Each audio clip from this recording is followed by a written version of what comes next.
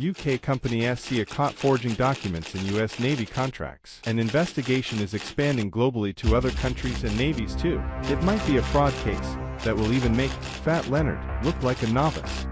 Husbanding industry in the last few years has been under scrutiny. Husbanding contracting is not a cakewalk for everyone. Only highly professional and experienced companies can manage complicated port visits where the contracting specialists of the navies transfer all the burden and liabilities on their husbanding agents or contractors. Navies are fighting to keep up with the demanding missions and the limited budget. Naval contracts have become more complex, in contrast to the basic shipping contracts and guidelines, including the laws and regulations of the host countries, including their own. Contracting officers believe or like to believe that their contracts are always smart and lawful, which is not always the case. Wheels were invented in Mesopotamia 4,000 years ago and are still in use nowadays. You cannot substitute a round wheel with a square wheel. But some contracting officers always find a way to have a square wheel looking like an impeccable new round wheel. They award contracts with ridiculous pricing. Contracting's latest fashion is to award contracts at the lowest price, ignoring the technical feasibility. A Royal Canadian Navy Contracting Authority awarded a contract where the husbanding agent priced the port visit at less than $1 to manage the entire port visit. The US Navy has also been awarding port visits for $1 as a total cost. Most probably, these contracting officers have got a BZ, laurels, from their admirals. We understand that a group of independent journalists specialized in government procurement is studying these phenomena. Talented cheating in SPA, NATO Support and Procurement Agency. A contracting body based in Luxembourg has been investigating a company headquartered in Chatham, United Kingdom, with offices in Monaco, Slovenia, Bahrain, Panama and Mexico. Investigators are matching original suppliers' tax-registered invoices with those provided by the company.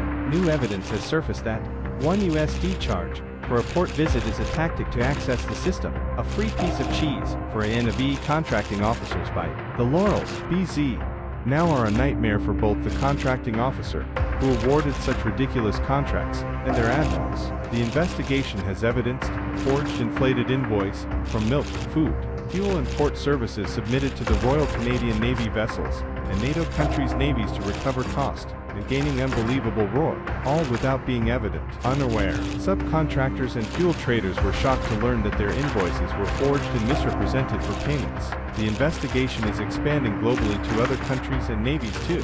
It might be a fraud case that will even make Fat Leonard look like a novice. An official Mexican vessel registry certificate, Certificado de Matricula 060122032227, issued 0 in the 3rd of January 2017, signed by Admiral Marcelino Tapia Millares, Secretaria de Comunicaciones y Transportes Coordination General de Puertos y Marina Mercante, Mexico, certifies tug ship Amador VII vessel equipped with 101 Caterpillar engine totaling 564 HP, the same certificate forged by company SCA Shipping Consulting Associated, and presented to the U.S. Navy in San Diego on May 2020 to be awarded the task order N002420F0-67 shows 202 Caterpillar engine totaling 1,500 HP each totaling 3,000 HP, to meet the requirements of their top request for task order proposals. A counterfeit official document to cheat the Navy and kill competition.